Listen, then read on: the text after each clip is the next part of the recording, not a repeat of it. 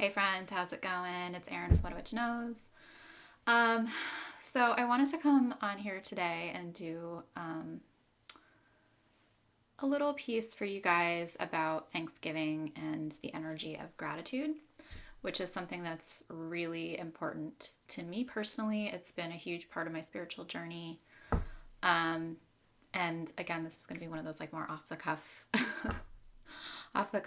videos. I haven't written a script or anything. I've just been feeling this energy kind of come up strongly, so I wanted to share with you what it's meant for me and how you can use gratitude in your life to really to manifest the things that you want.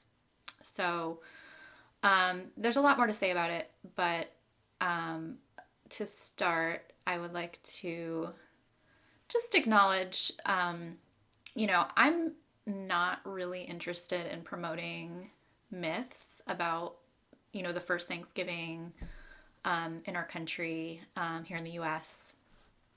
Uh, it's really a total lie that, the native Wampanoag tribes and the English colonizers somehow where everything was hunky dory. I mean, maybe for a minute there was some diplomacy there, but the English colonizers were just that. They were colonizers, and our country was formed on violence and bloodshed and colonization. So I just want to put that out there and be like, this is the reality of it.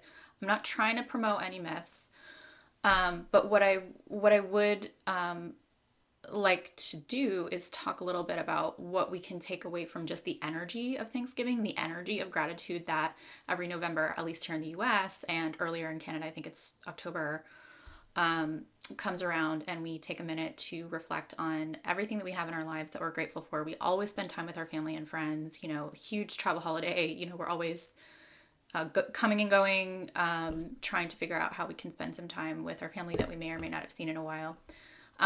It's really important to us, and I know that there's other traditions that are very similar in different countries throughout the world that may have different contexts. But I'd say here in the US, we pulled from the native tribes, the Wampanoag tribes in particular, but it's something that's common throughout many indigenous tribes is that spirit of gratitude and that spirit of Thanksgiving.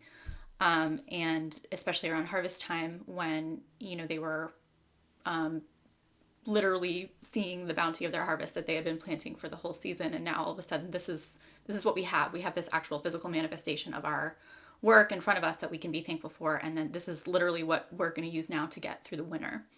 And in this part of the world, southern New England where I grew up, it's a harsh, especially back then it was very harsh winter, so the harvest was crucial really for survival.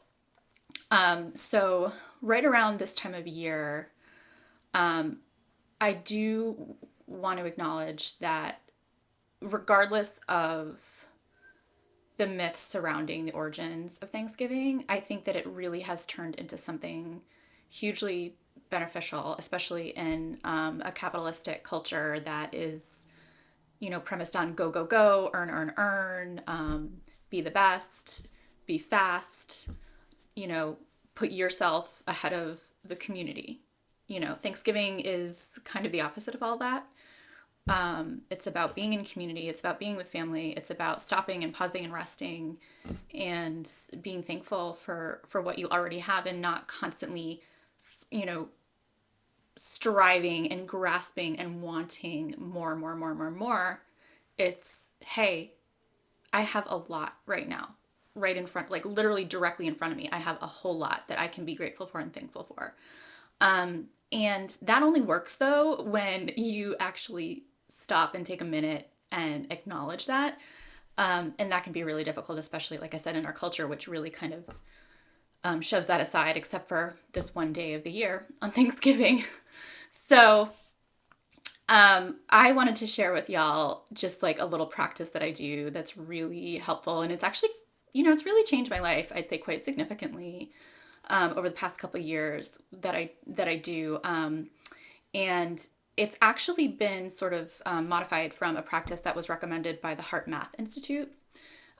If you're not familiar with the Heart Math Institute, I would really recommend checking them out. They talk a lot about how your heart is actually one of the main sort of operators of our whole body. Not so, the brain is obviously that as well, but there's an increasing amount of research that the heart also plays a role in sort of facilitating our actions. And you will hear a lot of people in the spiritual community talk about being in your heart center, being in heart consciousness. That is actually a physical thing. Like it's you can physically put yourself in heart consciousness. And the Heart Math Institute talks a lot about that. And so one thing that they suggest is, physically putting your hand on your heart, taking a few deep breaths, putting yourself in a meditative state, and then thinking of something that you're grateful for. And this will automatically put you in your heart center, in your heart consciousness. It takes you out of your head and it puts you in your heart, which is really sort of like the center of a lot of spiritual practices. There's many other ways to go about this, but it's one of the easiest that I've found. And getting out of your head and getting into your heart it's how you manifest, it's how you connect, it's how you channel, it's how you open yourself up to spirit.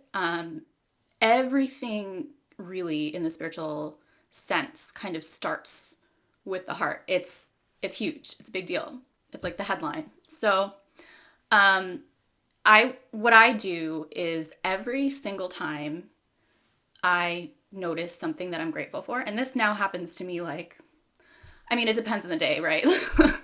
But there's days when it happens 20, 30 times a day where I see something, even something very small, or I experience something very small that I'm grateful for. So I found a parking spot really quickly. I didn't think I was going to be able to find a parking spot. Or, I find a $20 bill, in my pocket, or, my friend gives me a really nice compliment that just sort of lifts my spirits and helps me get through that day a little bit easier. It actually just happened. It's actually funny that we're talking about Thanksgiving. My roommate Lori, I hope she doesn't get mad at me for saying this, but she really is my rock. And I was looking for a recipe from 2 years ago for a lemon cake that I was like, there's no way I'm going to find this recipe. And Lori had saved it. She had it in a manila folder. It was right next to our cookbooks. And I wanted this recipe for Thanksgiving. For my mom's and I are going to make it. So, and I was just thinking Lori is amazing. There's literally no way in a million years that I would have ever saved that recipe. It just, everything, she just keeps our house running in ways that I would never in a million years do. So she's just and she's just amazing, just a genuine, caring, loving human being. And I just appreciate her so much. So anyway, this is an example, right? It's just a recipe, but it turned into something a lot more than that for me. It turned into me appreciating having this really good friend in my life. So in those moments, what you can do is you can put your hand on your heart and, you can say thank you and just notice it and acknowledge it. And of course, if another person is involved, like Lori, I also said thank you to her. It's always a nice thing to do as well. You don't have to if you feel uncomfortable about it, but I like to let people know when I appreciate what they do. So literally when you see something that you're grateful for, just take the time out to acknowledge it. You don't have to do the same practice that I do, but it's really just about bringing it into that light of consciousness from your unconscious mind. Because if it's just buried in your unconscious, what's going to start rising to the top of your mind are the things that suck, like the things that annoy you, the things that, make you mad. And, those are very real things too. But the problem is they're loud, and the things that you're grateful for are quiet. So if you don't make a practice of acknowledging them, then they're just going to kind of fall by the wayside, and then it kind of warps your perception of reality. So oftentimes I talk about how reality is like a YouTube algorithm. So if you're just watching YouTube videos about knitting, then YouTube knows and understands that you like YouTube videos about knitting. So it's just going to keep serving up to you more and more videos about knitting. Well, gratitude is the same way, right? If you're just noticing the things that are annoyed or that make you annoyed and pissed off, that's going to turn into a rabbit hole for your reality. That's the type of energy that's going to come back to you. Whereas if you're, noticing things that make you happy and you're grateful for, then you start to like notice more of those things, and that starts to shape your view of reality in a positive way, like a positive rabbit hole, if that makes sense. So that's what I wanted to say about gratitude. I would love to hear your guys' thoughts in the comments if this is something that interests you. I could do more videos on it, or if you have your own sort of gratitude practices that you'd like to share. I think it's an amazing way to stay in our heart centers and to just be like responsible co-creators of our reality. So if you celebrate Thanksgiving, I hope you have an amazing Thanksgiving. I'm filming this a little bit early. Obviously I have family coming in, so I'm doing this ahead of time, but I really hope you have a wonderful Thanksgiving. And if not, if you're not in the US and this isn't something that you celebrate, it doesn't matter. There's room for gratitude literally everywhere in everyone's life, in every country, no matter where you live, no matter who you are, no matter what you do. You can find things to be grateful for, and I would just really encourage you to look for them. So I hope that helps, and I will talk to you guys soon. Blessed be.